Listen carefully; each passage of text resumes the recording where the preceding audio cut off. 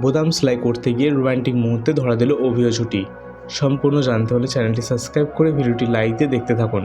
মূলত আজকের পর্বে দেখা যাবে ইন্দু অভিকে ফোন করে জানায় যে মোহন নামের ছেলেটি পলাশপুর গ্রামে গেছে। এই খবর শুনে ছুটি বেশ চিন্তিত হয়ে পড়ে।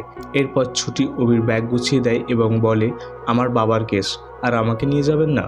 তখন অভি ছুটিকে মজা করে বলে, আপনার তো কাজ আছে, ওই চোরটাকে দাদা বানিয়েছেন না, এক কাজ করুন, ওকে নিয়ে অফিসে যান, চা কফি বানানো শেখান। ঠিক সেই সময় অভির শার্টের একটি বোতাম ছিঁড়ে যায়।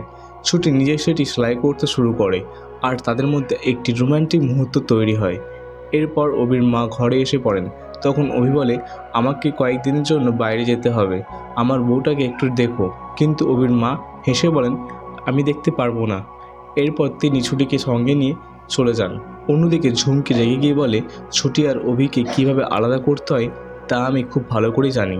তখন ঝুমকির বাবা তাকে বোঝাতে গিয়ে বলেন, আর কত অপমানিত হবি বলতো, আর ভুলে যাস না দেবদত্ত রায়চৌধুরী কেসটা আমি নিয়েছি, ওরা এখন আমাদের বড় শত্রুপক্ষ।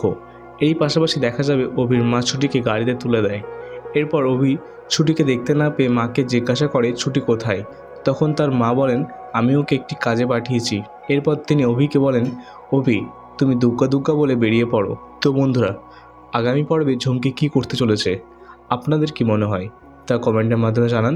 ভিডিওটি ভালো লেগে থাকলে লাইক ও সাবস্ক্রাইব করে আমাদের চ্যানেলটির পাশে থাকবেন। দেখা হচ্ছে পরবর্তী একটি এপিসোডে।